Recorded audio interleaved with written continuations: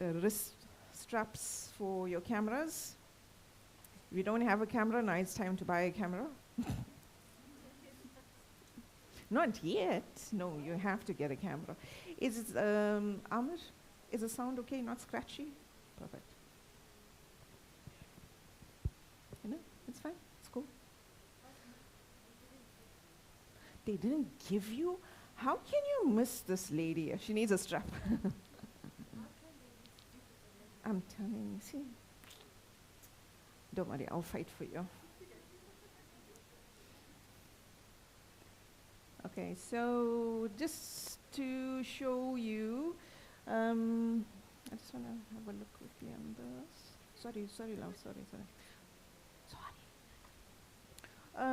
This will show you the lineup for the rest of the week, all of the workshop activities that are happening here at AAB, brought to you by AAB World and Sony Middle East Africa. My workshop initiates all of the events, and you got it right up until, I think, was this 1st of November, right? And there's another part to it. When you attend and you scan this barcode, your name goes into a raffle, and the winner gets announced after the 1st of November. What is the camera again? ZV-1. Okay, perfect. ZV-1. Super, Bismillah, can we start? Good, okay. Hello, everybody. Welcome. Thank you so much for being here. Firstly, please enjoy the snacks. Don't be petrified. The camera won't focus on you guys. There's more snacks at the back if you want to help yourself. I know it's supper time, but please make yourself comfortable. Thank you so much for attending. I really do appreciate this. It already feels like home. This is my second visit to Kuwait. I was here before. Here's my witness. She's coming across as being a stalker, but it's okay. I was here in March during Ramadan, where my husband and I presented two workshops. I presented about portraiture, and portraiture in the sense of not ID and passport photos, beautiful people portraits. And my husband did about travel photography. So it already feels like home.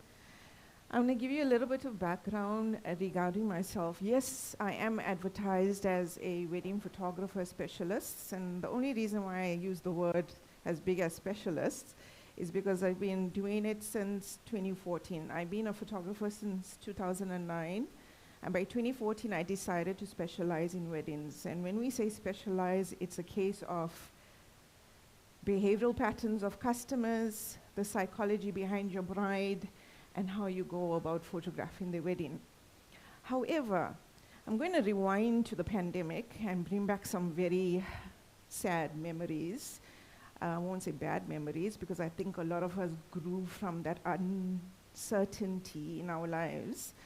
But as a wedding photographer, I had to learn to be versatile. So what happens when you are creative? You tend to sit in your comfort zone. And you're happy with earning that money you're getting from every wedding you've been booked for. But when something like the pandemic comes your way, and weddings are canceled, events are canceled, you have to refund deposits, and you're sitting there with a bank balance that's basically getting empty. You got bills to pay because none of the businesses are stopping their debit orders from coming out of your bank account. What do you do? And this was exactly me. Shukr, I was very lucky to have customers that kept their bookings for their weddings because they were positive that their weddings were going to take place. But at the same time, I wasn't getting income. And during that time, there were a lot of individuals who couldn't go back to work because of the restrictions. And what they decided to do was they decided to pursue their sideline businesses and passions. So a lot of young women from their corporate jobs decided to build their home businesses. Again, another big wide opener. because of the uncertainty, anything can happen to your own permanent job. So this became like a backup, a plan B for them. And again, opportunity. I'm just that person that attacks when there's an open spot. But I saw that these businesses needed photos of their product. And I offered them a very reasonable package that included photography and to help them post on social media, because at that point, social media was booming with home businesses. Everybody was sitting at home, twiddling their thumbs, didn't know what to do with themselves, but shop. So here you have a lovely handful of young women starting their home businesses, whether it was baking, clothing, spices, and they needed good photos. And that's where I came in. I took good advantage of it. And there's a good handful of those businesses that have now gone to a point of opening stores throughout South Africa. Alhamdulillah, that kind of perseverance and dedication when it comes to being a business owner only happens when you have the right team involved. And it might sound as if I'm supposed to be talking to you from a photographer to a photographer, but you are still a business owner. You as a photographer need the services of a photographer as well, even though you can go around doing your own selfies. But you need to understand where the business, or any business, like your client's business, wants to head in the next 5 years or so. I've been lucky to be part of these businesses for a very long time, because I dedicated my relationship as a photographer to advise, to provide solutions, and we work together where we know exactly how we're going to strategize and market content, right? These are just a few of the businesses that I dealt with during the pandemic time.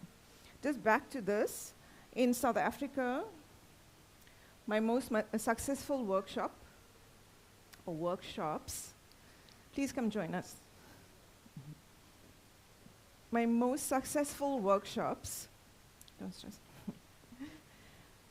was the content creating for small businesses. And it was a random get-together where I had a whole bunch of Sony cameras.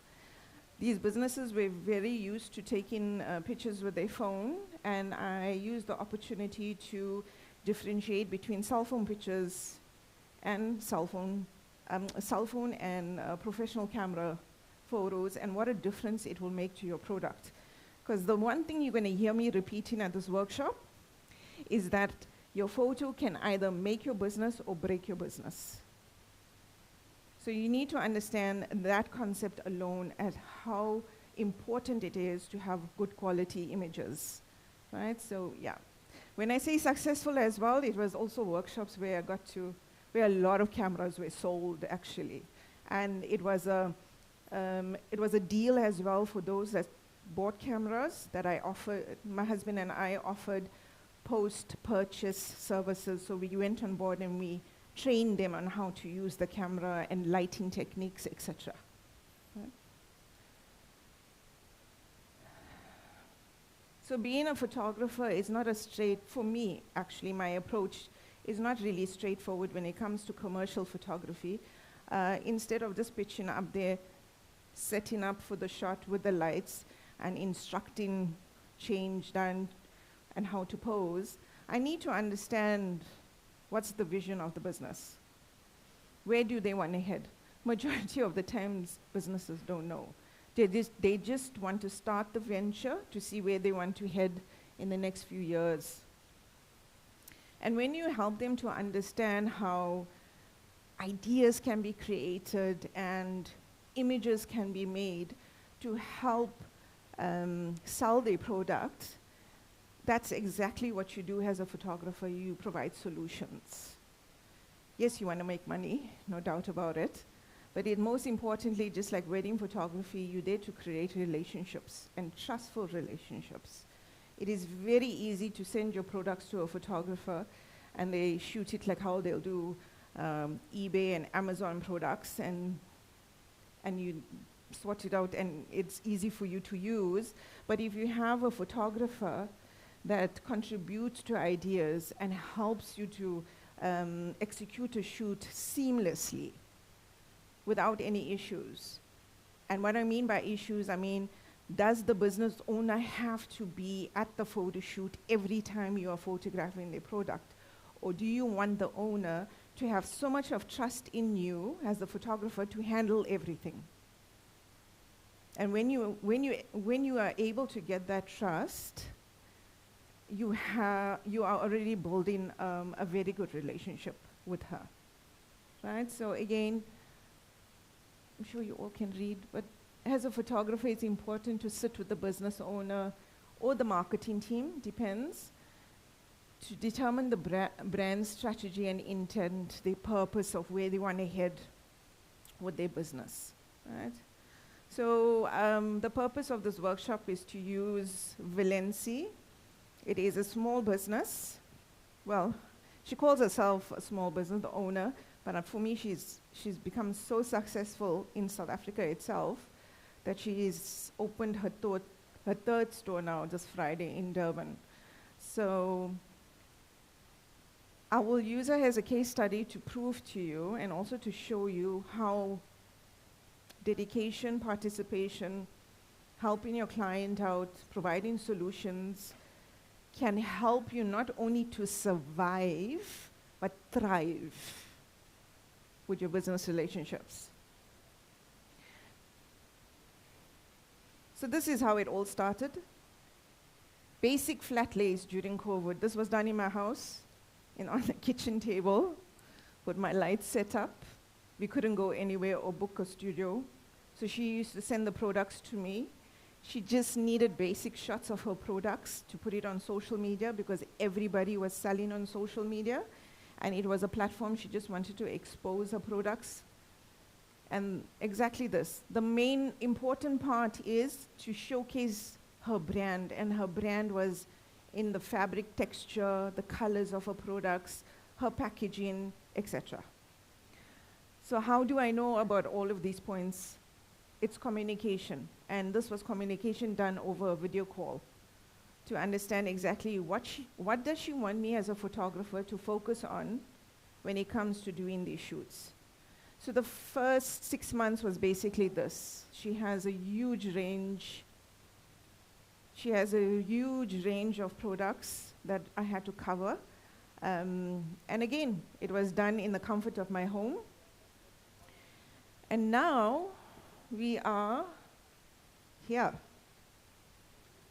Her product range has improved or grown to this point where our aim moved towards high-end, high-fashion look for modest wear. And her aim and an ambition as a business was, Valency's purpose was to inspire the girls of today that dressing modestly is beautiful. Right? Her intent was to then back that purpose up with creating high-quality, modest products that makes it as easy as possible to dress modestly. And what happens with these kind of images is it starts to build a brand. And the brand purpose is like, why would you be attracted to Christian Dior? Why would you be attracted to products from Louis Vuitton or Nike? Because they have built a reputable brand that you could relate to. And exactly with her vision, she wanted, no matter the age group, she wanted them to be attracted to dressing up like this to feel normal. Because we know the reputation the West, her agenda was what the West has created with dressing up like this. So we can be fashionable in modest wear, we can be comfortable in modest wear, and confident in modest wear. So polished images that always stand up to what her brand stands for, and more importantly, the quality of her products as well. So she went aboard, moving from flat lays, we went towards hiring professional models. okay? Hiring professional models. And then bringing on those professional models showcase the sophistication behind her brand name. And then we flowed into campaign roles and campaign shoots. When a business invests in these kind of shoots, it's the first sign that the business is heading towards success or at the point of progressive growth, right? Now, the only thing she's helping with her campaigns and the execution of her campaigns is helping the viewer to understand how her product works in a lifestyle situation. So going and having coffee with your friends and just creating a vibe that helps with her brand, just making it easier for the viewer to understand it. It's not just about taking pretty photos and putting it on social media. Your images need to speak the product to the customer. So without hesitation, she's already buying it online, right? So the other thing about this approach with campaigns is that with the increase of businesses on social media, what do you think happened besides it being saturated? It became very competitive. That every single person was opening a small business related to modest wear, and every single business owner was taking the normal gradual photos with their cell phone. So how was she supposed to stand out among the rest of the competitors?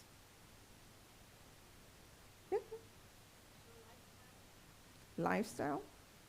How do you think a business is going to stand out compared to everybody else who's doing the same thing?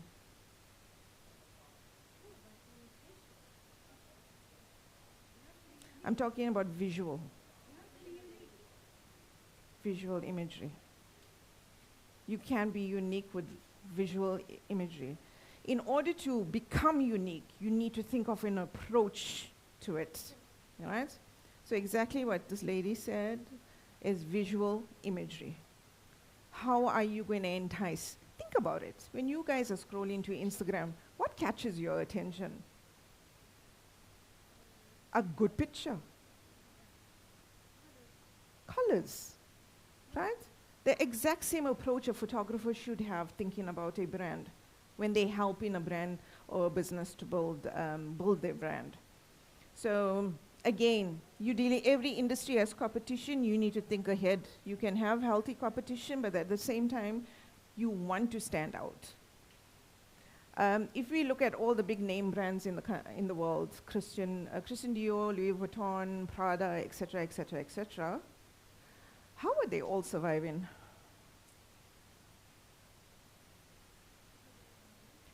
How are they all surviving together?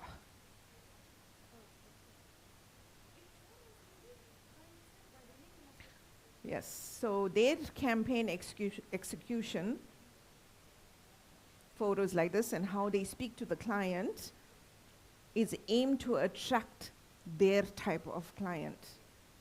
I love Christian Dior. I don't like Louis Vuitton. I don't like Prada. Why? Because Christian Dior, actually, I'll correct myself. I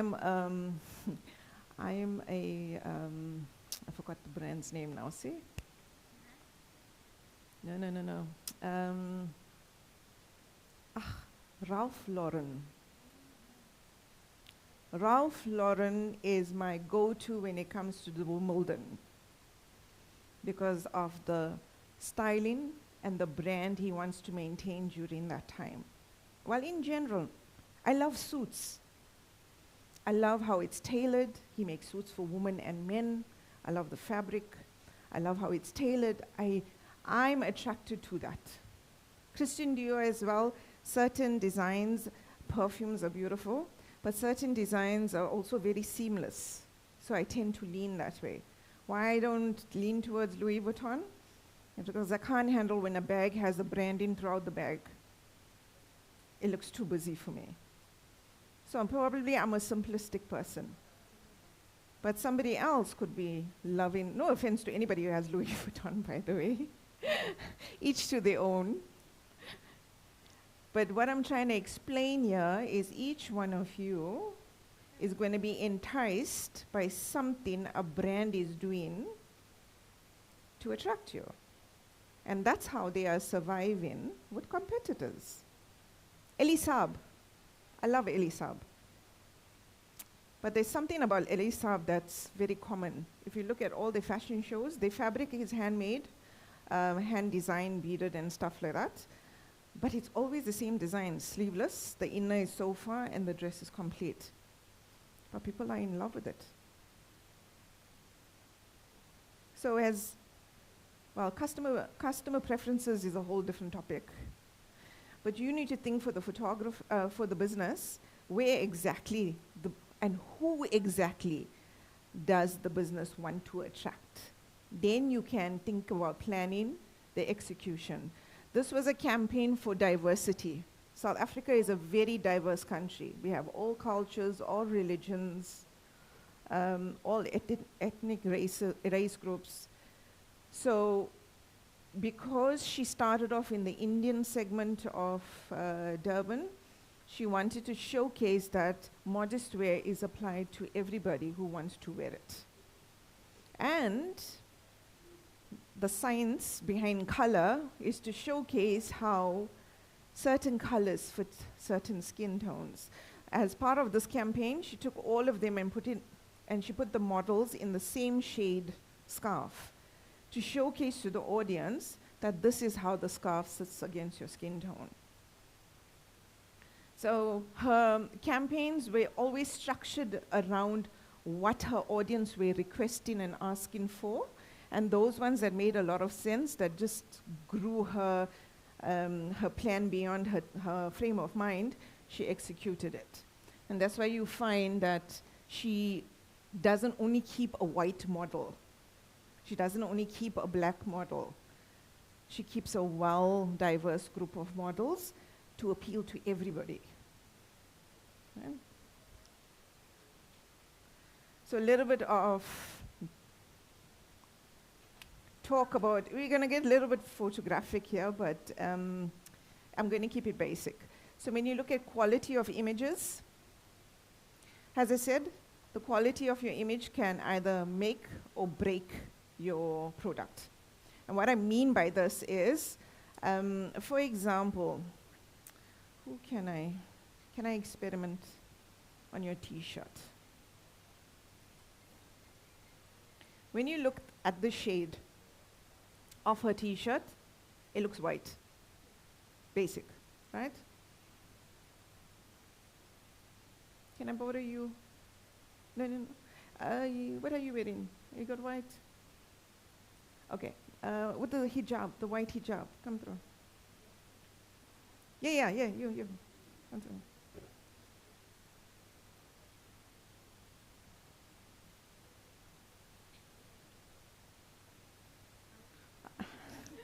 Introduce yourselves.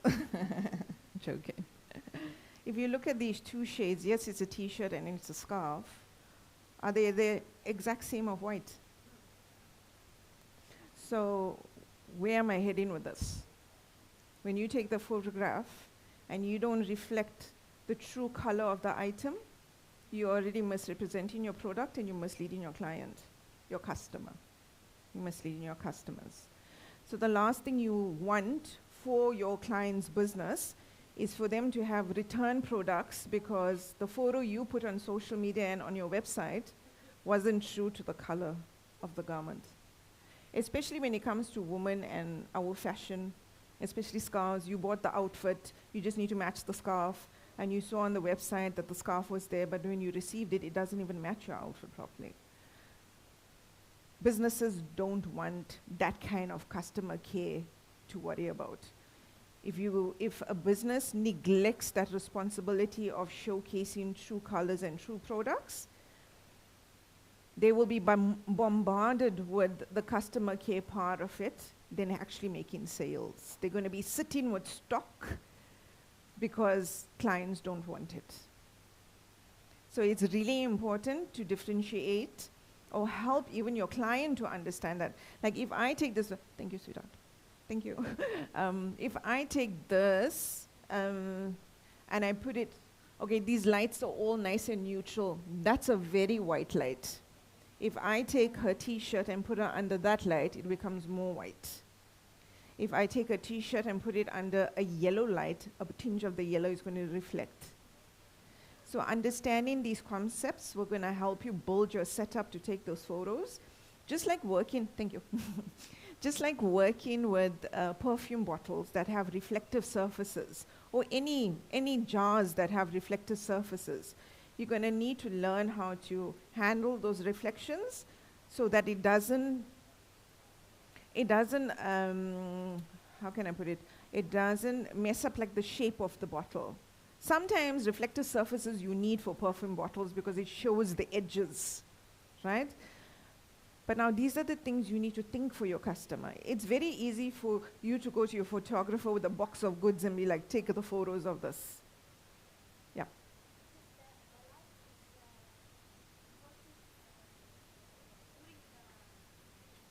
Yes, very important. Exactly what I use these ladies as examples.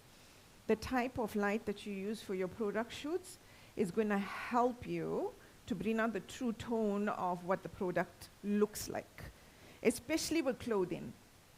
And why I say this is because there's different shades of green, there's different shades of blue. And if you put these shades under certain lights, that light is going to reflect into that blue and green. It's not going to look true to the tone.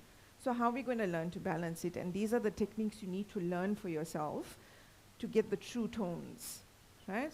White is very tricky because if you take her white, her t-shirt white, and a little bit of an off-white shade, only when you have them together you will see the difference. With that light you want to shoot with, yeah. You will see the slight difference. So that's how you'll know how to balance it. The secret with the white balance, it's called white balance in photography terms. When it comes to product shoots, when you have a white backdrop or a gray backdrop, it's 5,500 Kelvin, 5,500 K. That's how you say. Now this light, for example, that I'm using here, you can set it. It's a constant light. And the reason why I'm using a constant light, it's easier to manage the demo I'm going to do later. But you can set this light based on the brightness of it and on the color temperature. So color temperature is you either make it very warm or very cool, right? But the center point is 5,500.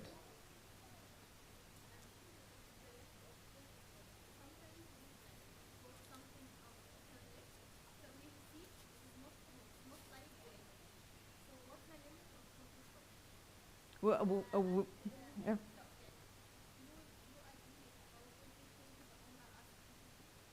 Oh, okay. So two questions there. The first question about the amount of editing you should be doing. My secret with photography is learn to get it right in camera. So if you get your colors, your lighting, exposure, everything right in camera, your editing is just there to enhance it. So when I say enhance it, for example, if you're shooting in RAW and you're going to edit it, in RAW you will have to go and sharpen it and help if there's drop any highlights, increase the exposure just a little bit, just to help it pop a little bit more. But when you're dealing with a model, and the model needs a brush, right? Again, dependent on how much the client wants. Now for my client, the owner of Valenci, she wanted them to look as real as possible.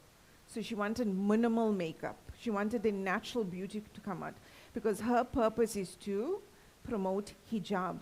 And her purpose is, with hijab, there comes modesty. So just a little makeup to enhance them. Yeah, okay, I'm going to be honest. 1 or 2 pimples were there and I took it out. But only because for the confidence of the models. Models are humans as well. But anything else drastic, they all have beautiful skin, mashallah, very beautiful skin. So the makeup was really easy. So you need to ask your client those questions. How far should you go with the editing and the brushing of the skin and stuff like that? But the main purpose for editing, make sure your product looks true to tone, true to what the image, what the product looks like. Oh, 1 second, love. All right. Then other question you asked me was a client.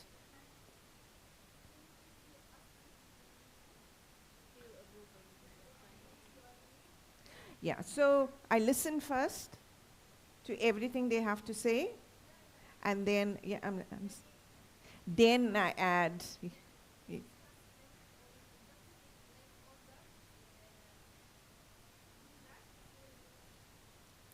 Depends. It just depends on exactly what the need is, to be honest. For example, she had a shoot. She wanted to do a photo shoot at the time of the day that I hate the most. And that's early, that's in the mornings from 10 a.m. till 12 p.m. The light is the worst during that time. And she insisted, because I'm going deeper with the problem, because her stock came late from shipping. So when her stock came late, it meant in her business plan, she had to do the shoot as soon as possible and release the products as soon as possible before they get out of fashion, because it was a seasonal product. Do you now understand when I say understand the logistics behind your client's business, right? So a lot of the things she was getting was out of South Africa, and this specific one came late. So she only had that time slot during the day to do the photo shoot, and I said, why not? Let's just do it for the sake of selling the product. I hated the shoot. I hated it. No matter how much lighting I used, the day was very hot, it was uncomfortable, but all of us, the models, myself, and the business owner and her marketing manager, we all just agreed and got mutual, let's get it over and done with.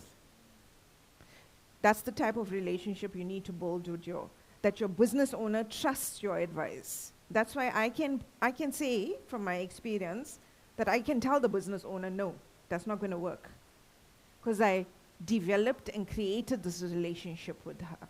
So that's why she trusts me. It comes in time. It comes with experience. Don't be afraid if there's times you have to do what they want, because some of them are just stubborn and adamant. But they learn. They eventually realize that your patience and your consideration is way more better to deal with compared to a photographer who wants to rush it and get it over and done with. Good enough? Okay. I face this case many times when I work in e-commerce. Let's say you have a makeup or a cloth that have a certain shade or tone of colors, but the owner or the business owner, he saw it in his phone, and I saw it مثلا in my phone, so there's a different color, and he said there is something wrong. They always the color tone different from street to street. How can I deal with that in photography's case? Lovely question. So when you are sitting with the client and you're discussing the business plan, or let's just say the campaign shoot, the first question you should ask, where are these photos going to be showcased? Are they going to be on digital, meaning on social media and website? And are they going to be printed? From the answers they give you, you can automatically determine exactly how the colors are going to look. But first things first, now priority with most businesses is phone viewing, because for the customer, it's the most convenient. So your customer is going to lean towards everything. I had to adjust my wedding photography website for phone viewing, because most of the inquiries are being done by potential clients who only view on their phone. Nobody's going to sit on their laptop or computer and shop, right? So that's what you first step, you ask your client, which platform do you prefer the best? Is it phone viewing, laptop, and which social media platforms? So why I'm also saying about social media platforms, it comes with your framing, your dimensions, how you're going to crop, compose, etc. But screen.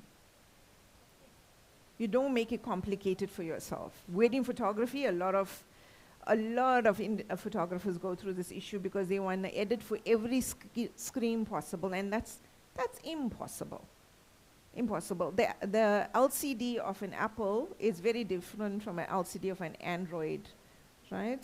It's also very different from a PC laptop. PC laptops are very cold. They're cooler in tone, right? So you got to decide which screen you want to stick to, and you stick by it. Even the same brand, like for example, iPhone, different the screen colors for 15 to 30 or from 15 to 8. No, not so much, no. Then you go deeper. I'm going to get to you now. Then you go deeper. That means in your color space is either not right when you are exporting the pictures from let's say Lightroom or Photoshop. Yeah, Lightroom. You need to export your pictures for digital viewing as sRGB, right? That's for digital viewing. For printing, it's Adobe RGB, right? It's a slight change in colors and tones, but not too visible to the eye, but when you are editing a lot, you pick it up.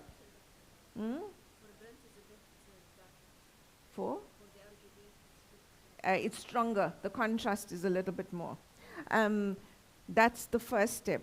And then if that is all fine, if you're doing that perfectly, you go back to your camera, and your camera needs to be in a color space of Adobe RGB, because Adobe RGB gamut, it's all science, right?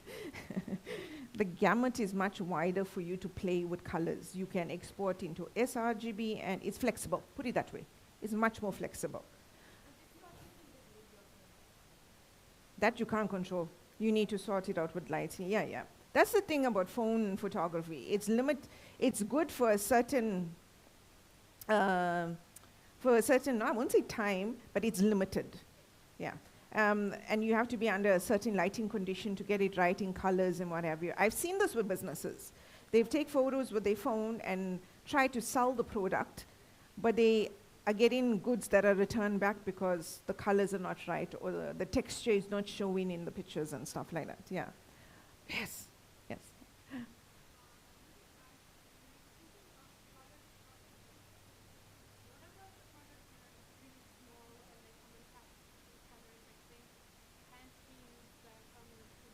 Mm.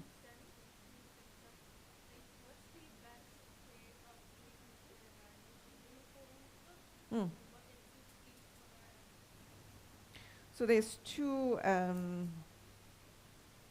websites that will help you besides YouTube, but Creative Live has a lot of these tutorials. That's also a very specialized product photography genre, because you need to build a set. And also at the same time, if it's tiny, you don't wanna misrepresent the size of the product, right? So that, I think your best suggestion for you will be to go into Creative Live. And even, have you tried YouTube?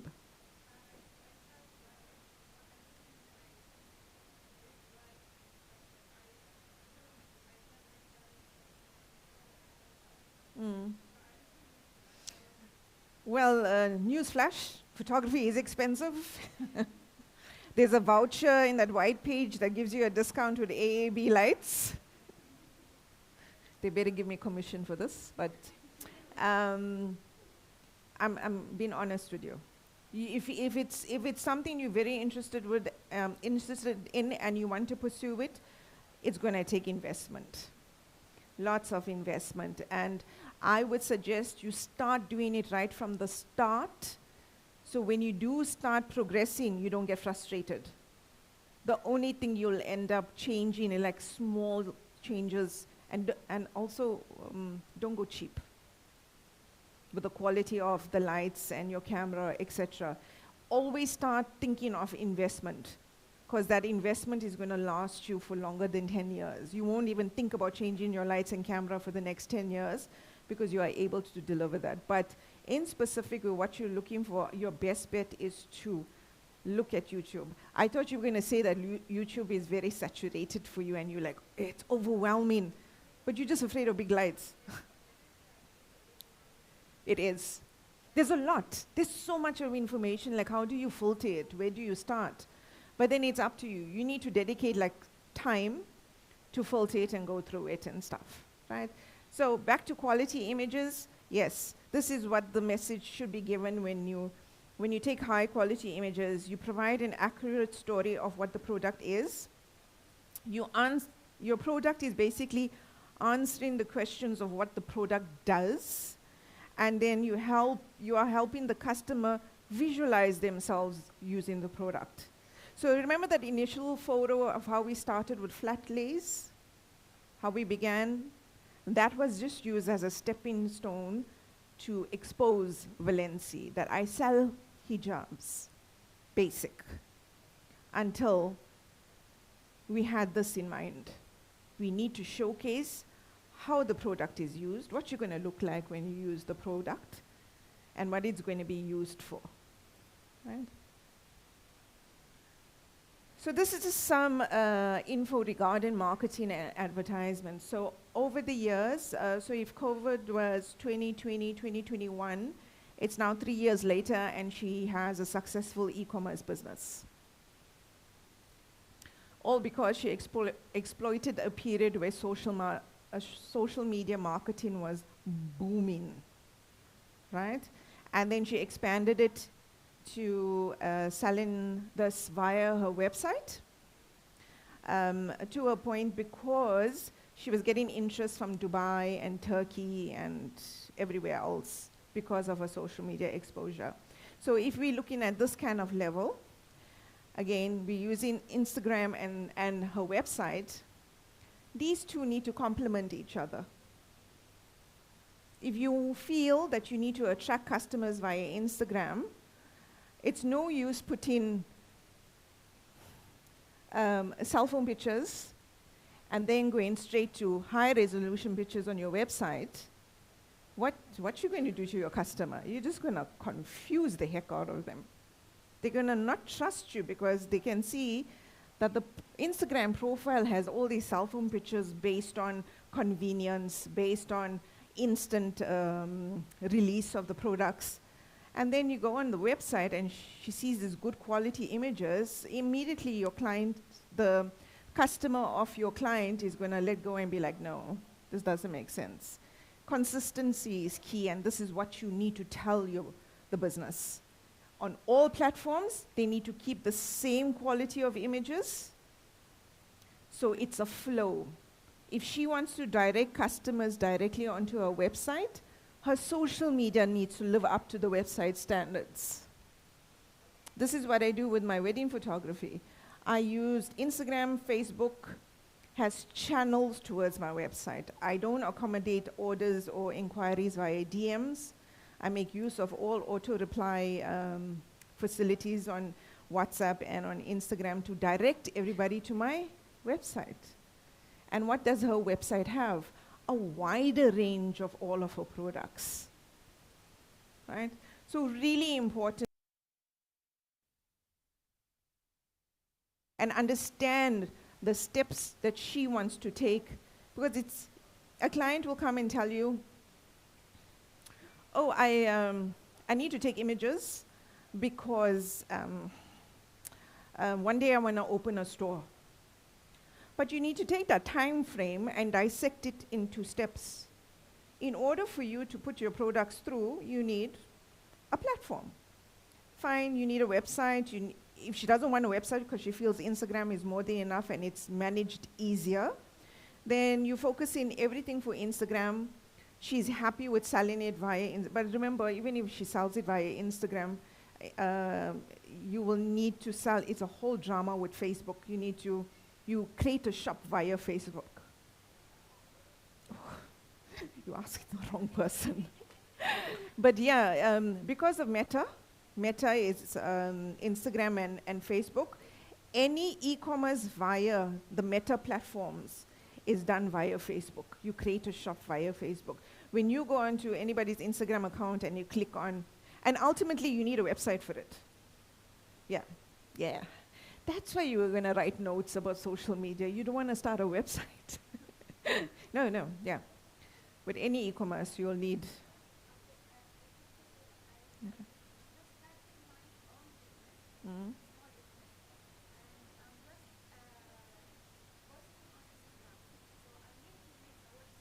Yes, preferably. If you want to reach beyond your community and you want everything to be handled on your website, like sales, especially the sales part of it, your website is the best way to go to.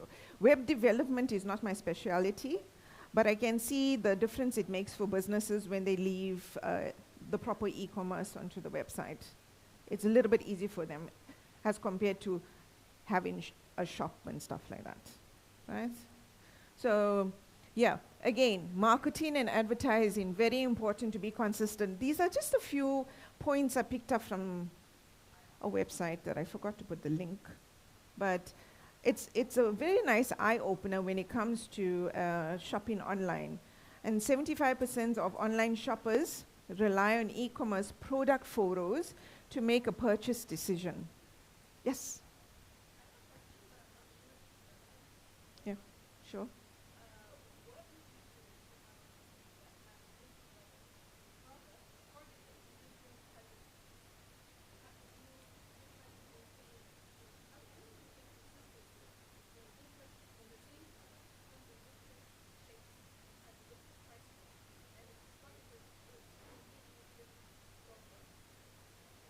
Are these profiles present on social media? Will she be able to reach it if she dedicates it to those platforms? But it's targeted.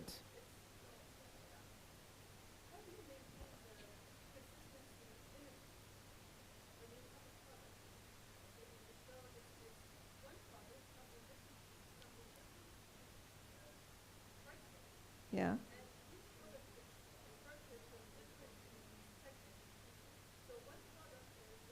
Do you have an example?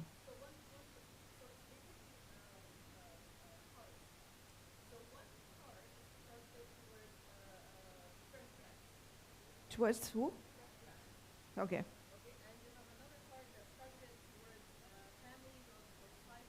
SUVs, yeah. Put it up. Construction and, yeah.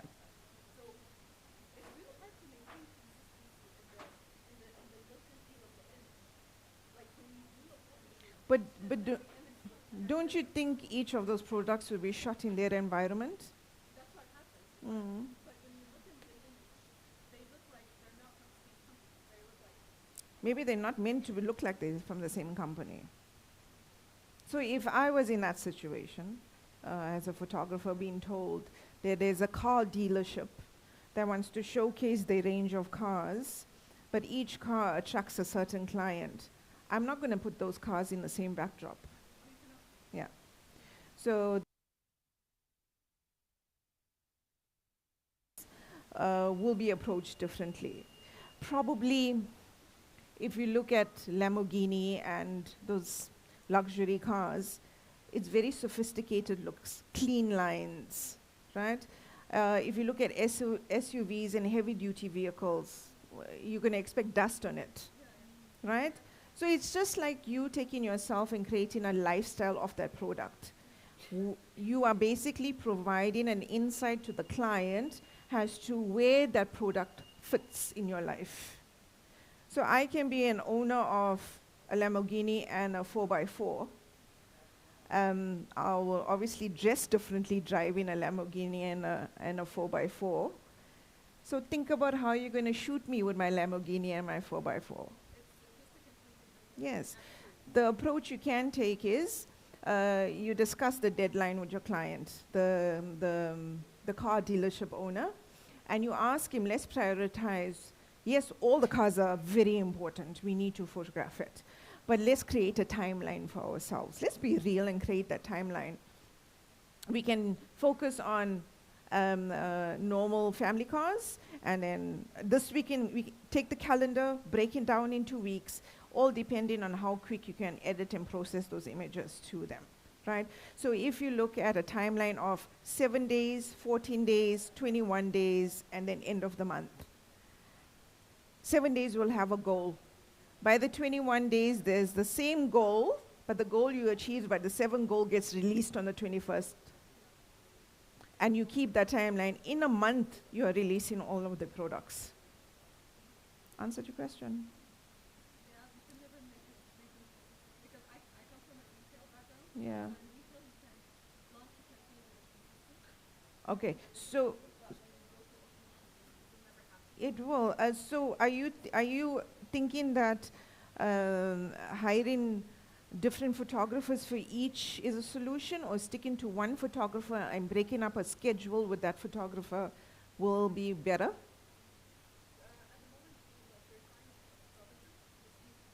Mm, okay, so I'm assuming that's given the inconsistency, because those photographers, I'm assuming, are shooting differently. Mm. So when you say of inconsistency, is it quality? Mm. Yeah. Mm.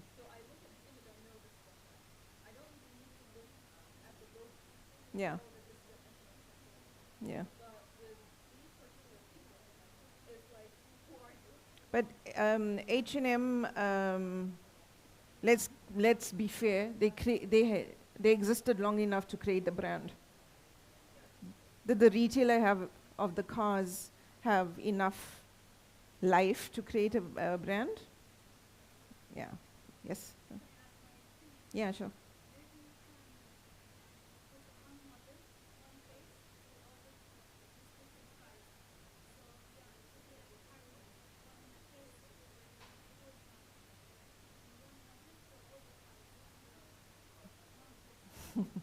You guys can discuss that. Okay, yeah, so this basic stats, if you guys read this, it's very interesting to know how important good quality images are for a brand or for business. And most importantly, I just want to point out something that I only realized when I did the slide. In simple terms, the aim for every photo shoot was to sell the product as soon as possible, right? So these photos were done. She released it, and with like less than a month, she was sold out on these cloaks. And she has like, I think the other slide I had as well, she had like 5 different colors of it. And in a week, she sold these cloaks. Sorry? I'll tell her. You can order online. You can order online. Okay, super. So basically that's that. Marketing and advertising, you need to be consistent on all platforms so that your target market can resonate with the product and the branding, and it elevates the business. So basically on shoot, straightforward. Most of the time our shoots are very fast-paced with a quicker delivery time, and this is always focused on sales, driving the sales as soon as possible. Again, when you understand the logistics behind your business, as I shared earlier, that one product, the package came late, so she had to initiate the photo shoot as soon as possible. The next day, the photos had to be on social media and website just to get rid of it before it goes out of season. But the nice thing about it is when you create a relationship with your business, you start exchanging calendars. Because I'm a wedding photographer, most of the time my weekends are gone. It is chaotic. I'm coming home with like 3,000 photos. But we will always share our calendars at the end of every month, so we can plan and arrange for photo shoots in the new month. And her photo shoots happen during the week because locations are quieter, it's easier to manage, models are available, etc., etc. And the time frame is also discussed as to when the photo is going to be released.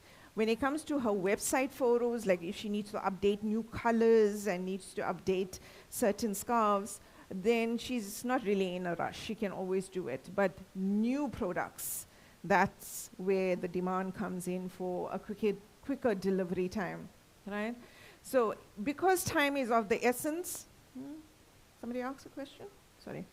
Because time is of the essence, I need to know the gear I'm going to be using and the lighting for the shoot.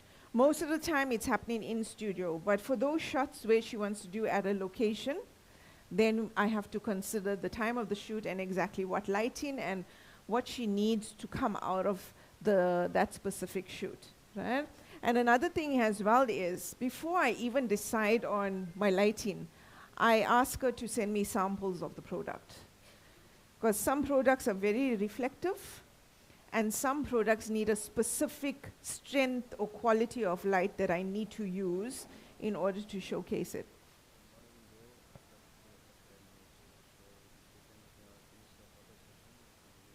Okay, sure. All right? So you plan around the shoot, and then you arrive earlier than scheduled, and you set up and test your lights, which is very important, really dealing with technology. Any mishap can happen. And you plan around your needs to accelerate the post-production process. So I'm just going to leave the slide here, because what I'm going to showcase is a demo as to how I approach a shoot with a model. So let's be absolutely real to the point that I've never worked with this model before. So I'm not only nervous, but excited as well, right? She is wearing one of Valencia's outfits. And you can take your place down the drop, right? I left her half finish because I want you guys to also know how important it is to learn how to know your clients' products and how to handle it. And this is why Amina, the owner of Valenci, can leave me alone at a photo shoot and let me handle it, because I know exactly how the garment needs to be draped and shaped and stuff. So if you look at her garment, if you can have those lights off for me, please, Abdullah.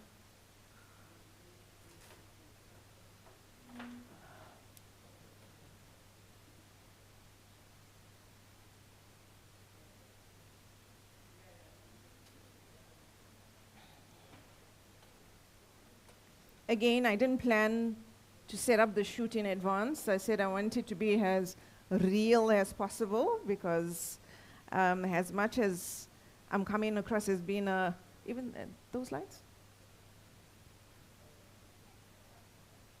Gee? Go, you want to take a photo? Hey, you'll have your time now, just wait. You can come closer, sweetheart.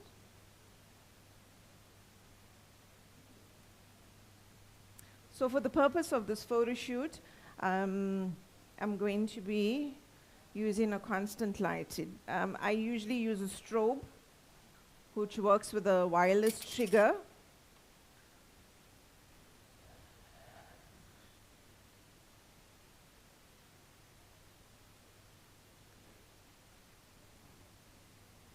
Just wait for this to start.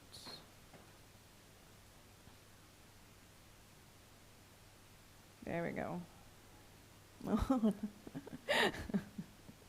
I'll put you here next. Yeah. But you're not getting the photos from me. You have to buy it from me.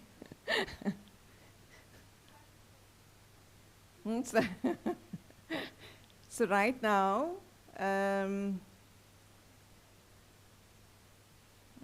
we go. Okay, so just be patient with me. It's a little bit tricky working with this big device, just to help you see how it does look, just to give you a real view of what the photos are like. Okay, I'm just going to see if I can change the screen. Okay, it doesn't come on there. Okay, super. Yeah, I can't do that. Okay, so before anything, before I even take the shot, can I just have one of those chairs, please? It's one of the chairs to put the camera down. Before I take any shot, I think about lessening my editing first. So I have to make sure that the product is sitting perfectly on the model. Okay. So if we look at her now, for now I'll just to take the scarves off. The whole garment, stand into that light, sweetheart. See, she's new to the garment, so I'm going to show her exactly how it's going to be. Now already my client is trusting me with the shoot. So this belt actually ties inside of the inner. God, this feels like show and tell. Like I'm in school. Yeah, so knowing the client's product and how it should be displayed also helps with solutions for the client and trust, right? G? And stylist. Well, a wedding photographer and wedding planner. So this is the inner of the garment, right?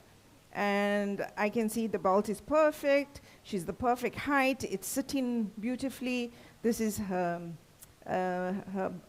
abaya that comes out. I can already see that the sleeves are too long. So when it comes to posing, I don't want her hands to be hidden. I'll just ask her, keep your hands up or on the belt so people can see that she has fingers. Right?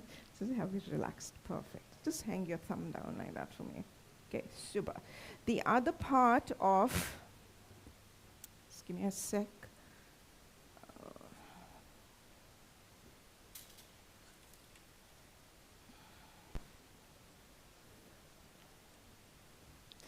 The other part of about understanding the client is the other products that she wants to feature in the shoot. So she also has caps, but I'm not really going to use it. But more importantly, that's going to help with the scarf is the magnets that she makes. So utilizing everything about what the client provides and what she sells, just to promote it in one photo, is already selling 1, 2, 3 products. Right?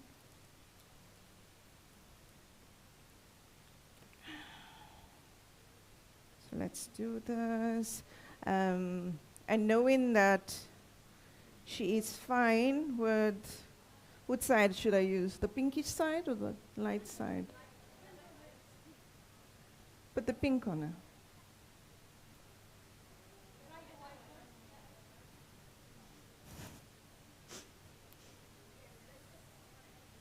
No? Better? Yes, no? Okay, perfect. Let's even it out.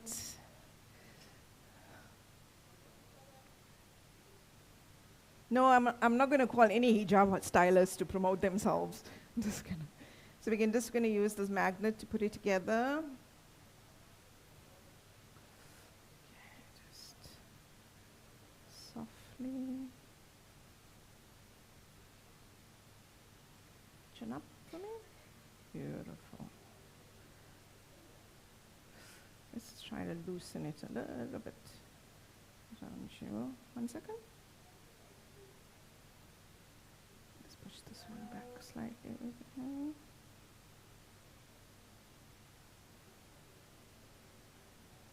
Sorry.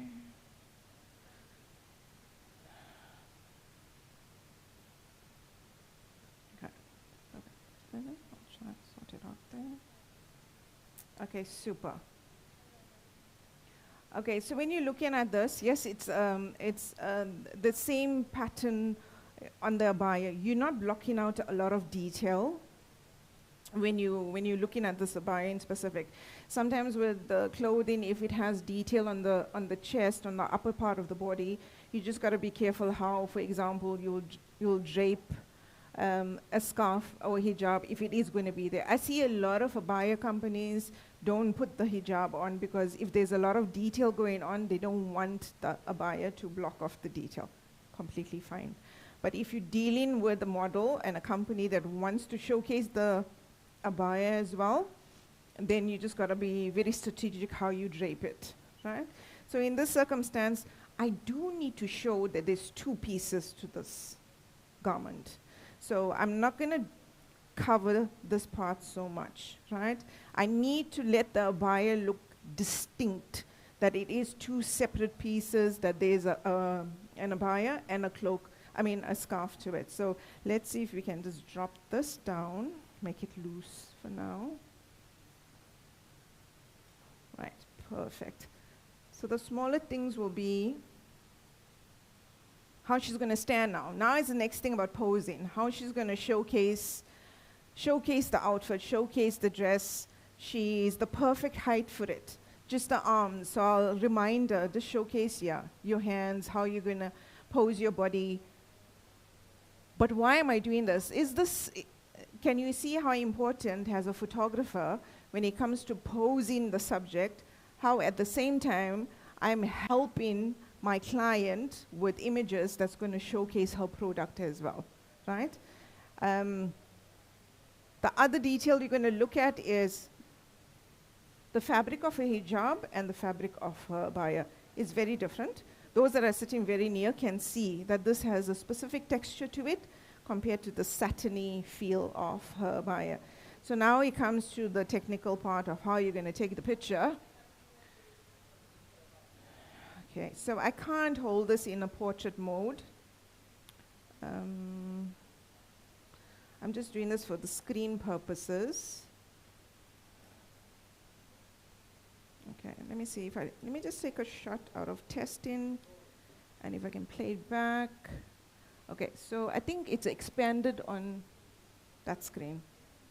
It's not proportionate to my LCD screen. Okay, so let me just work with that screen so you guys get an idea. So already she's posing on the side of the frame. If you look at it, there's some gorgeous negative space on the left side of the frame. So let me just take the shot that can work for a campaign. Just hold on. If you're afraid of detail, don't look at the screen. So there you go. So now this was shot on, where is Mohsin? Yeah. So right now the TV screens are not showing the exact size of my screen. So basically this is what's happening. This is me facing her, but so I think the sizing is, right? Yeah, okay. So right now if you look at this picture, let's focus on this for now. We can improvise and work on this. The amount of texture that's taken with, this is the Sony a7R5. We're talking about 61 megapixels. If you guys know these technical terms, you know how big those file sizes are going to be. And when they're going to be that big, you need to worry about your hard drive space. But it's a good thing, especially if you want to showcase detail, which I need now at this, on the shoot, right? We'll get back to that picture. I just want to get it proportionate. Any questions? Yeah.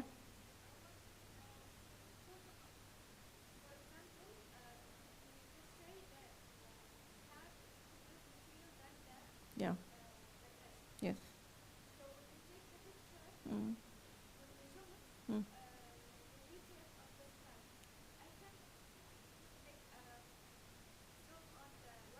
Yes. Yeah, that is the whole point about high resolution images. That if you, yes, yes, yeah. Mm.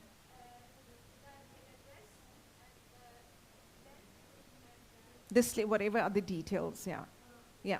So I'm going to showcase it to you. Then, perfect. Oh, yay! Yeah, perfect. I'm just going to work with this framing right now. My settings is, can I change that? No, I can't change that. My settings right now, okay, first things first. The camera is A7R5, again, it's 61 megapixels. Amazing when it comes to detail, especially when capturing detail is important for your job in specific. Very fast processing system from writing to reading your images, and also the autofocus is amazing. Right now I'm not going to stress about autofocus because she's not moving as much, she's a bit static. But the most important part is that if I take an image of her, right, so let's do this shot quickly. It's at 3.2 aperture. Let's do f4, right? Just pick my ISO a bit there to brighten it. And if I do a shot of her there, right? We look at this, so that's all the settings for you. Let's zoom in into this picture. If I have to go into my post-production, out of this one picture, I can create about 3 other photos. So we got a headshot, right? A headshot that showcases the hijab alone, right? We got a headshot there. Then we got a half shot, body shot, that can be used for a campaign, right? And then we can crop that into a portrait mode for it to be a full-length shot of the whole garment. But most importantly, as you said on the website, if you go and you tap to zoom in, you can see the quality of the products, which is very important to sell the products. Clients want to see what fabric is being used with the hijab or cloak, etc. The website design itself is the general 100% zoom, and normally it comes this close. Yeah. So detail, again, very important. There you can see the cloak now. You can see the difference in, and shooting at a closed aperture, meaning a higher number f-stop, like f4 upwards, will help you achieve more detail as compared to shooting at, okay, let me show you, it has like f1.4, right?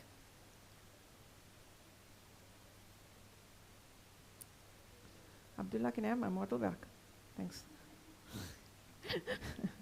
Take a step towards me, sweetheart. Okay, the other secret as well is when you're dealing with backdrops that you find that's a little busy and you want to also adjust like the background. You don't want too much background going on. The secret is to keep your subject at a certain distance away from the background. So if you go stand closer to the background for me, yeah, stay there, right? You will see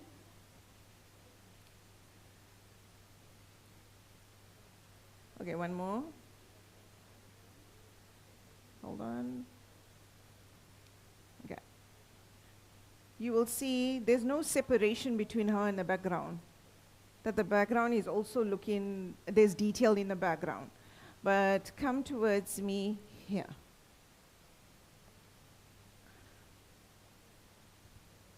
Okay, super. Come a little bit more this way, stay there.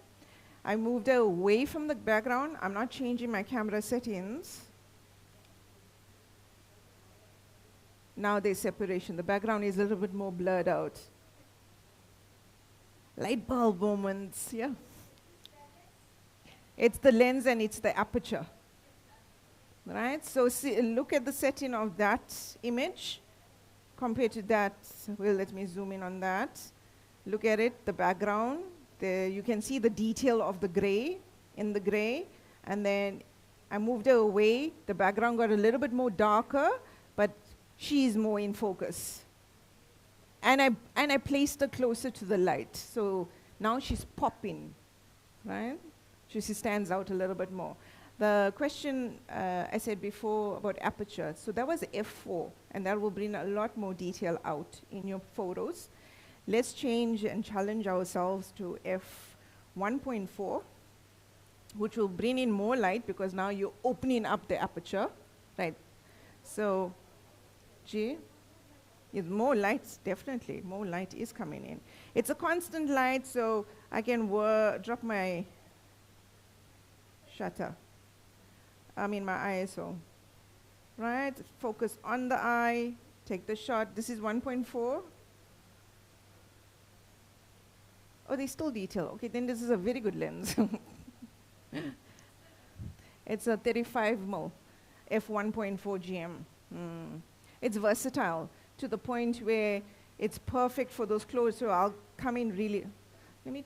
Okay, you guys, for this shot, I'm going to take a portrait. You're going to view it like that, right? But just go with it. Okay, I'm going to do a portrait shot of her. I'm going to do a 3/4 shot. And then I'm going to go back. So let's view this. Oh, it works. Okay, perfect. Full length, half,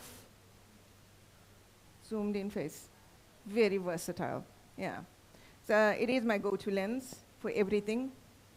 And you can see, same with these shots, there's no detail lost. Okay, yes, yeah. Now you can see the aperture, how it works. So apertures work on a plane, right? There's an aperture plane. So what I did was, stand there again for me, sweetheart. See for that zoomed in shot, I focused on her eye. So stand in that same position, right, looking at me. Your shoulder was slightly this way, right, looking at me, look at me. Her eye was in focus. Everything along her eye is going to be in focus at f1.4. So if you look at her eye there, and we go down, that's out of focus because it's not in line with her eye, but her shoulder is. And then we get this detail here, right? f1.4, let me do f4, same position. It's just going to adjust my lighting a lot more, but again, you're going to adjust with aperture, etc. I mean, with your shutter speed. Same shot on the eye. Let's see how much more is in detail. More detail, well done. Someone got very good eyesight. There. So for me, these kind of shoots are done with high apertures. And if I want to create depth, I keep my subject away from the background. So that separation between my subject and the background helps to create that depth of field, even at f4, just so everything is in focus. Make sense? Happy? Excited? Gonna buy gear now? Any questions? Yeah. Okay, nice question. For this purpose, I had to use constant light in case you guys want to come and hoard the model for photos. But it's easier to explain because when it comes to strobe lights, that's a whole different genre and how to balance ambient and strobe and stuff. But I use strobe. I use the Godox range with the trigger and stuff. And there's times where I do prefer shooting in high-speed sync. So if there's times I need to go beyond 200th of a second, like say 400, 500, depending on the setup and the ambient light, then the strobe works better than constant light. Yeah. You look very worried. You okay?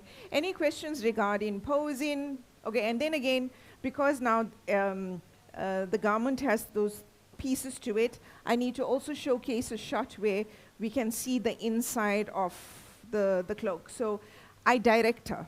I normally direct the models, the shoot. But with Valenci, she hires very professional. And even though they're professional models, I still direct them. Not because I'm possessive or anything, but there are just times you want something different. And models also appreciate that if you help them to understand. Oh, and on that note, the models are also part of the meeting with the business owner, because her models are ultimately showcasing her product, and she needs the models to be in the right frame of mind, right kind of attitude when they're wearing her garments and showcasing it for the photo shoot so it comes properly in the photos. So that's how intense we are and involved with this brand in specific. So if we can just throw your scarf over your shoulder a little bit more. All right.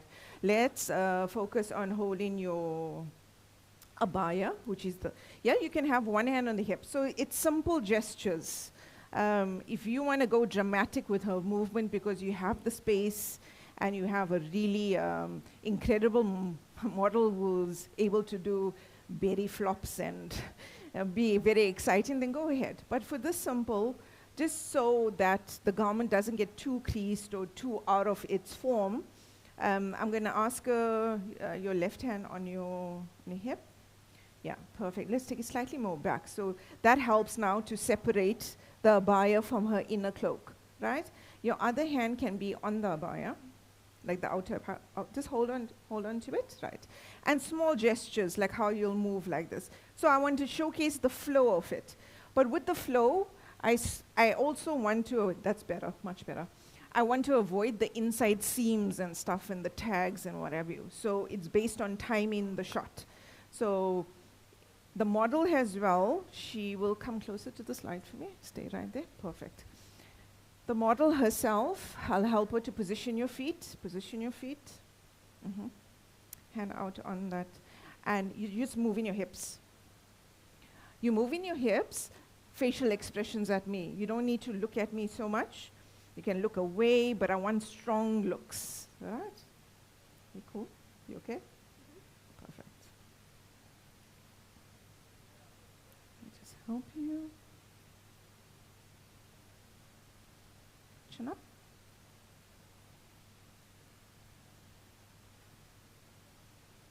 Let's do it like that for now.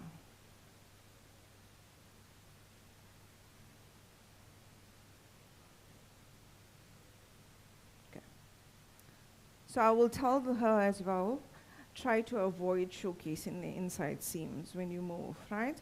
So she will also keep an eye on as to how the fabric is moving. Why am I explaining all of this? What's the need for me to do all of this? Streamline your work. If she can get it right, posing the fabric, you have less editing to do. I always hear from photographers that they will take the shot and the amount of Photoshop they'll have to do to hide the seam and hide that mark is because they didn't take care of the shot when they were taking the shot initially. So if I communicate with the model and tell her this is what needs to happen, this is what we need to try to avoid, it makes my job easier. And it makes her a part of the team, right? I feel models are also treated like mannequins. We don't make them feel a part of a project and teamwork and effort. So just now, how I explained to her, when you're moving, try to avoid the inside part of the seams. Automatically, now she's holding the abaya in a way that it doesn't showcase the seam. If she's going to move this part of the abaya, we want to try to avoid the inside seams and stuff like that. And also here, the fact that it's sleeveless, we just wanted to try to remain here on her shoulder and not move out of place too much. So let's try not to fold that. Let's have your scarf there. Okay, back with your arm there. Brilliant, right? And let's look at holding the abaya here when you want to make some movement, right? Let's do a test run of the movement. Yeah, it's fine if your scarf dips, it's fine, right? Let's do a test run. Okay, another adjustment, which I know Amina will will kill me, is the way the belt is tied. So it's my fault because I didn't tie it properly. The belt is a detail as well, so clients know that they're going to be receiving a belt. So technically, it's a three-piece abaya: inner cloak, inner abaya, and the belt, right? We know how customers can go. If they don't get the belt, it's a problem. So if you're going to sell the product and inform on your website exactly what the product consists of, you need to make sure that it's showcased in the photo as well, right? So just remember, this is just for demo purposes. At the photo shoot, I'm a little bit more strict when it comes to the photos, right? And let's do some movements. Hip, right? And come. You can go ahead and, yeah. So what you do with the abaya is you move towards me like that. Yeah, I want it to fall in front of you. Right, perfect. Chin up, keep the chin up. Yeah, let's not hide your face and go for the movements.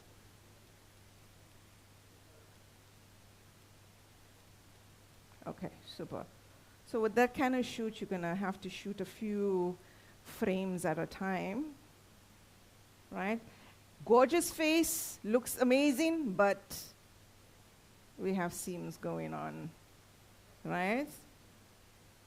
Amazing, even though the inside part of the cloak is in shadow, you can sort of hide it. You can win with that one, but is it flattering enough? No.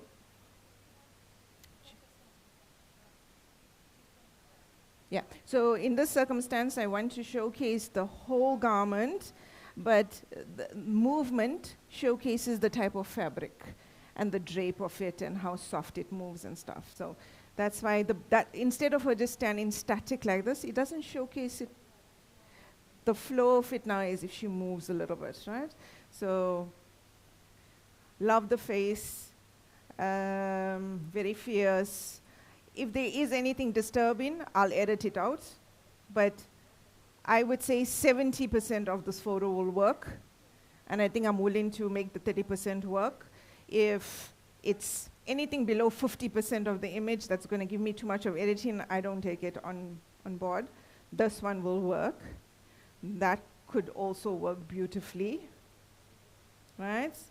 Its movement, maybe my shutter speed wasn't fast enough, but probably if I crop that, it could work. I can also look at it being a campaign shot. Yes, it does. Yeah, that also works with the type of lighting you're going to use as well. So it's a very good point that you raised, talking about the fabric of the cloak. This one in specific will reflect light. So how you expose for it is also very important, because you need to show that there's a shimmer to the fabric, right? If you expose it a bit too much, it'll be a bit too bright. So for example, if I do a headshot, so let's expose more of the cloak. Let's just throw that over. For now, you can have your hand on the belt. So because this belt is bulky, yeah, there we go, perfect. Let's play with settings a bit. Right, this is a normal setting. I'll show you the settings just now. It's fine. Again, these kind of shoots, you got to be patient, right? Mishaps happen. So take a step towards me, sweetheart. Thank you.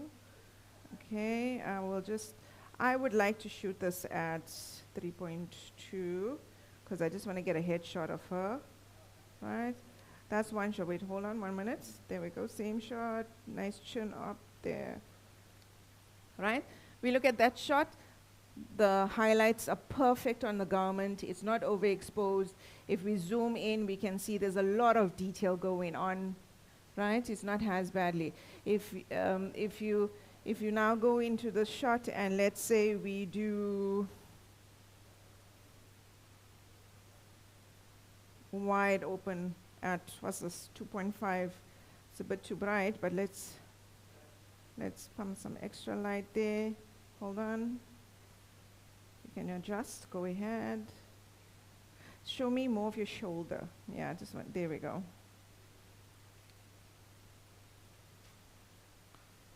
Just 1 second. Ignore that one. That compared to that.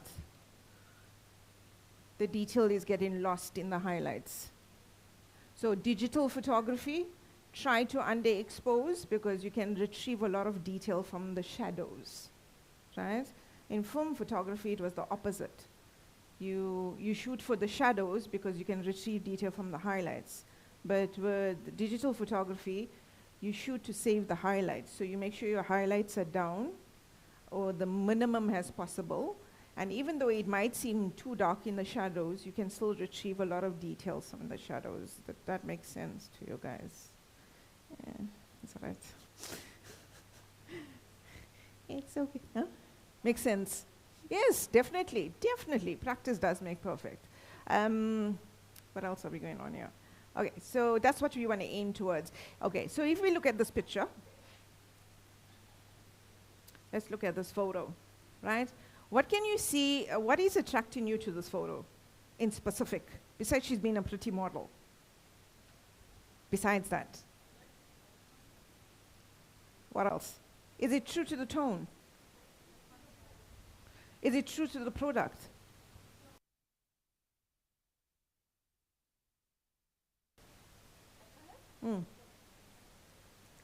Where are we going wrong with it?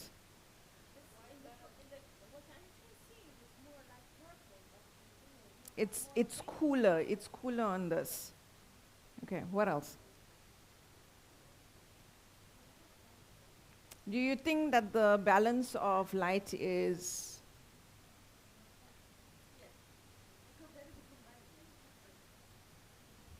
Think the light is soft. Is it good though?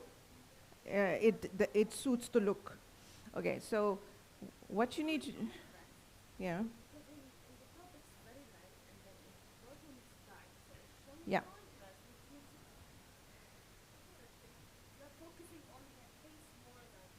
Yeah. So will I suffer in my edits? Will this give me a hard work in my edits? Where? In correcting exposure or correcting the lighting? I mean the color.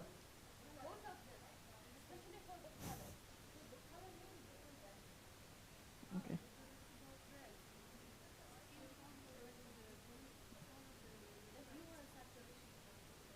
Yeah. So do you think that what was captured now in camera is not going to work for the shoot?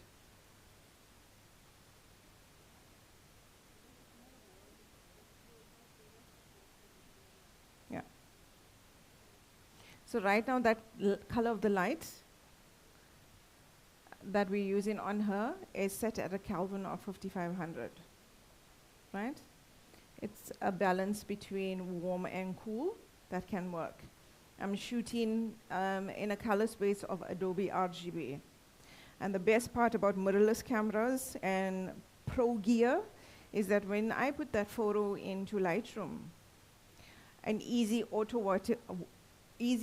white balance will sort out these colors, because the colors I'm using around the model are neutral grays, yes.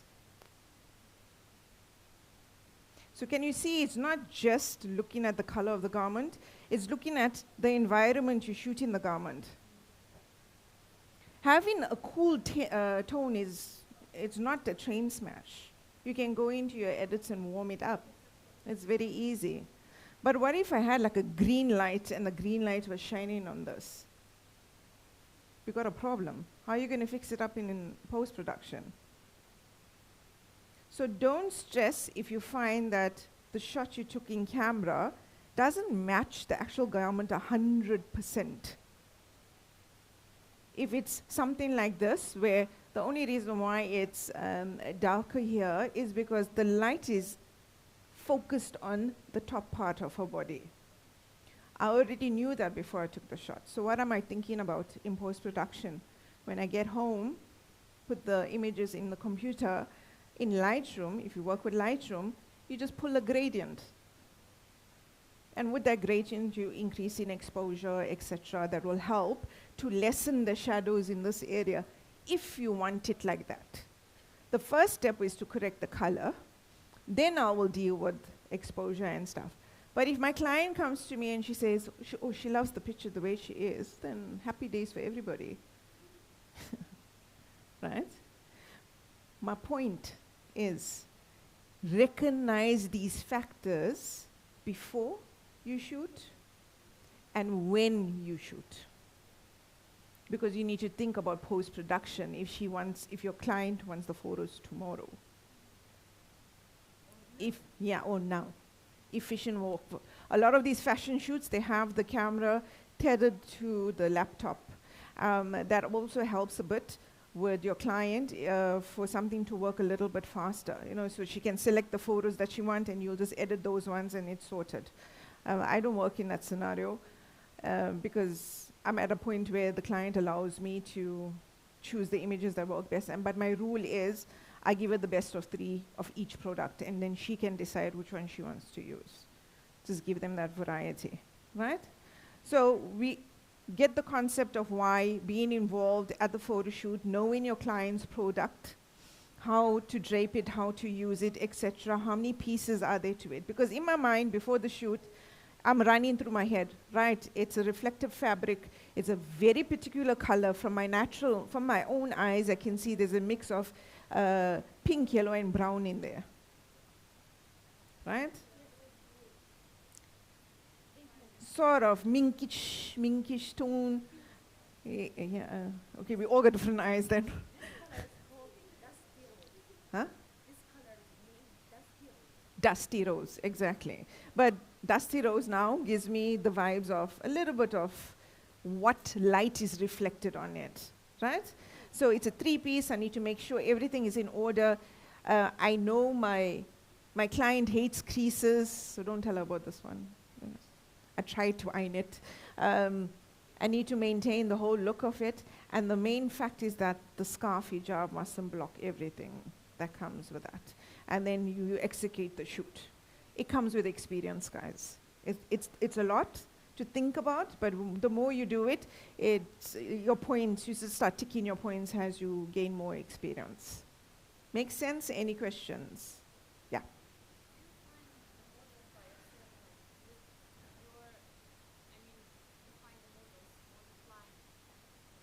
What? Oh, to find them? No, the client does that. And then she'll consult me to ask if it works, if I think it'll make sense and stuff. But she had a specific look when it came to her products and how she wants to do everything. I'll just tell them what it does. Okay, so a few more and then we are good to go. Yeah. So again, yeah.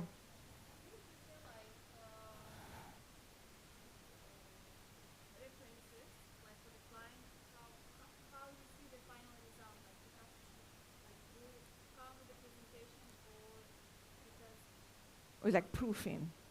I mean, when you present the photo shoot, right? Oh, mood board. She comes with the concept and she consults me about it, if it's going to work, where it can work, locations, etc., and all of that stuff. Thank you. It was amazing. Thank you so much. Amazing. Come on, guys. Give her a round of applause. Okay, so quickly through this. Again, you saw how I worked with the model. I said about tethering the photos so the client can approve the selection. You saw how I was framing and composing the images, trying to keep the model on the thirds of the frame so we can use a negative space if campaigns I needed. And you think about your social media website and campaign needs when it comes to framing the whole shot. And again, I was very hands-on with the model, and there's a reason for that, right? So it's a master of art to balance patience and accuracy. It's very important, right? And this is exactly what I was talking about. Here's the original photos.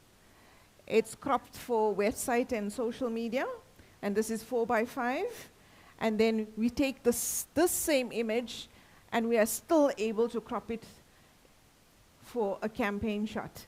And this is all based on the quality of the images you are delivering. Well, firstly, you are taking and delivering to your client. Yes, you all need to go and spend on a 61 megapixel camera. Joking. But yes, your resolution does make a big difference. Your lighting makes a big difference. Specific, right? Commercial images are multi-purpose. So what happens when you think for the client, where you take a frame, a shot for the client, from this point, she is able to adjust it by cropping or changing the frame and composition to suit her advertising needs without losing detail. High quality images is the point I'm trying to make, right? And I'm bragging, but yes, this is not Amina. This is the face of the brand. Her name is Steph. But this is Amina's, what you call it, testimonial or referral of why a photographer is so important. And this is what she had to share. But she comes from a corporate background where she was involved with marketing campaigns for corporates and businesses that were to the value of like over $1 million of rands. So very big budget campaigns. And the way she manages and controls everything is absolutely amazing. That's why I'm able to work with her, because she can work with the team. But the fact that I'm showing you this is that this is where you need to head with your clients, referrals. And this is how we survive as creatives, via referrals. It's up to you how many of your clients you want to book and keep. But end of the day, think about creating a reputable service that's well sought after and also managed, so that when they see an image of your photo, clients are going to be asking who took that photo, because we want that photographer for our marketing and our business. Any questions? Yes? Yeah, sure.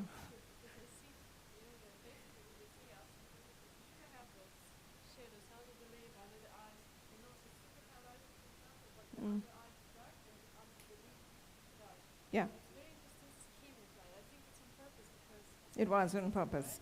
Yeah. So firstly, the situation we shot it in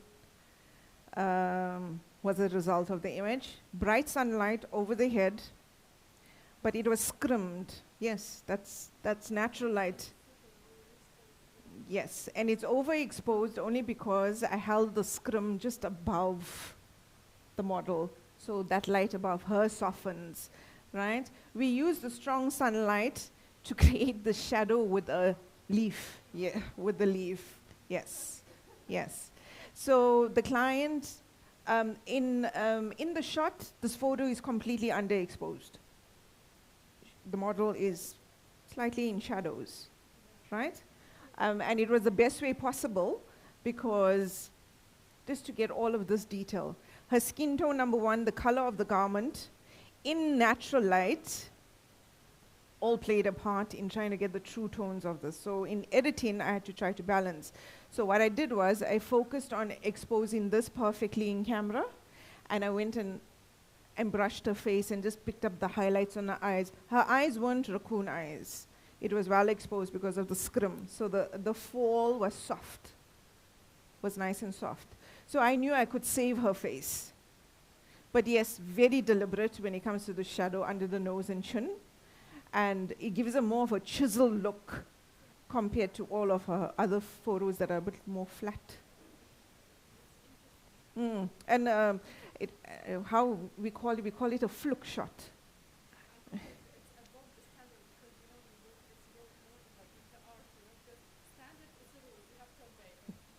You break the rules, yeah, but in this circumstance, given the scenario where it was a little bit rushed, and in that bright light, I hate 12 o'clock light. Just bring in the scrim, I'll save it in edits. She saw the photo, and she uses it as her billboards in her stores. And for me, I do cringe, because I know where I must have, but she loves it, she likes it. Thank you. Yes. Yeah. Mm-hmm. Okay. Okay. Okay.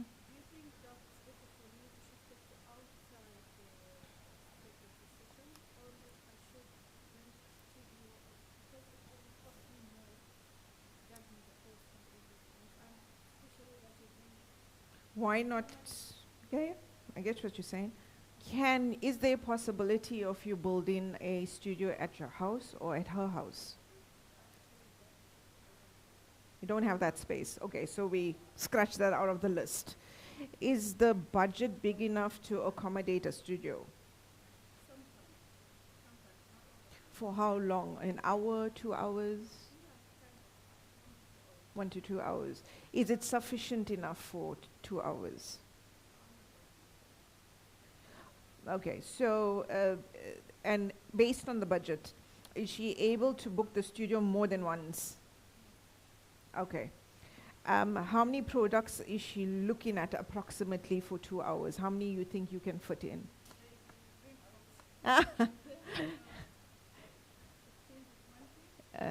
Okay. Oh, yeah. Especially if it's garments and it gets creased and all of that stuff. Yeah, I get you. Okay. Based on location, how is it in Kuwait? Are you able to get locations that are offered or allows photo shoots, like in a coffee shop?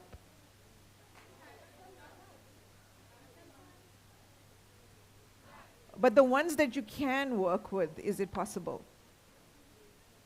Huh? I think you must chat to them because they got the contacts. Okay, explain the permits to me, because it's nothing new in area like Cape Town as well, the city. Yeah. Ah, normal story. So what about you plan it around good natural lights? Yeah.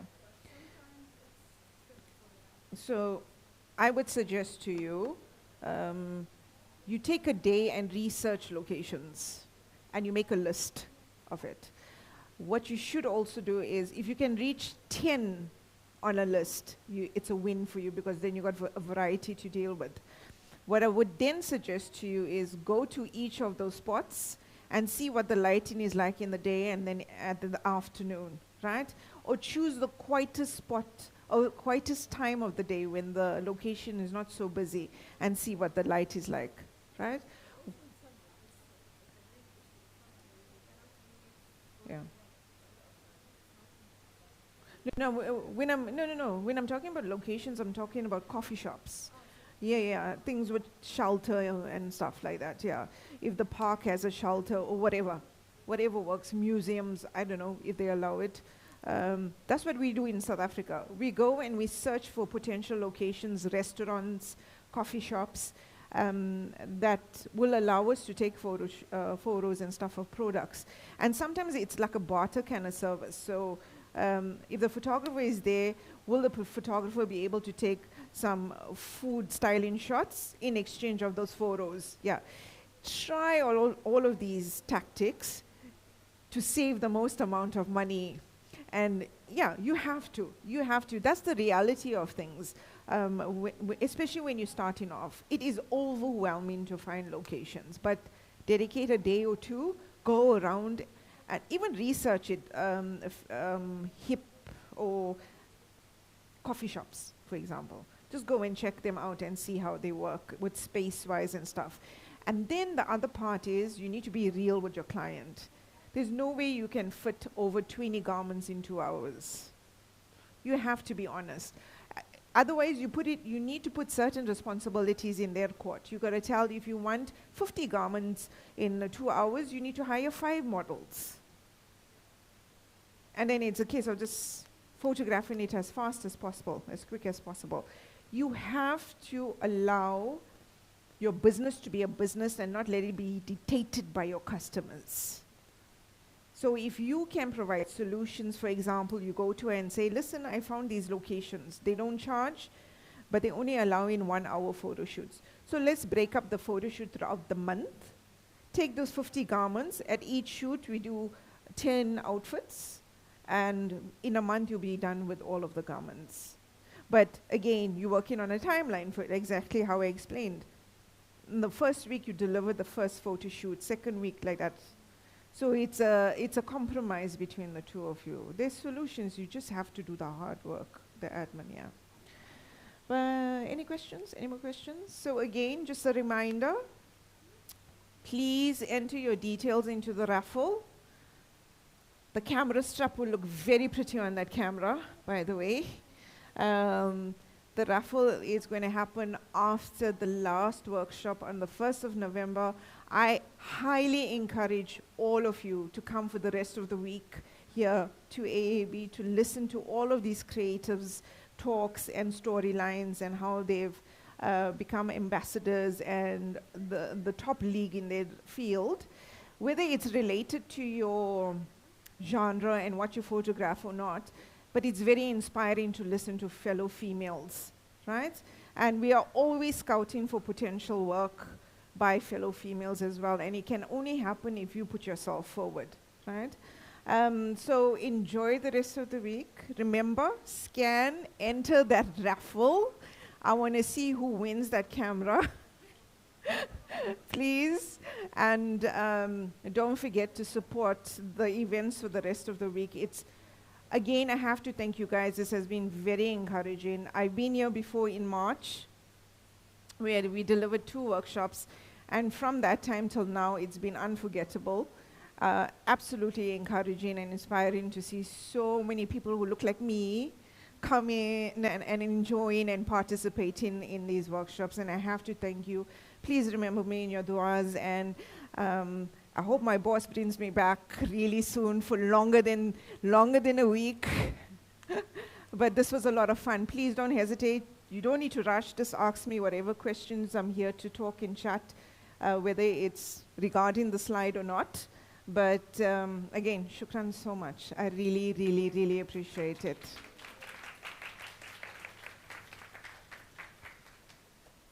Thank you. Yeah. You really want to? Firstly, you need to buy the most expensive camera, the most expensive lens. Yeah.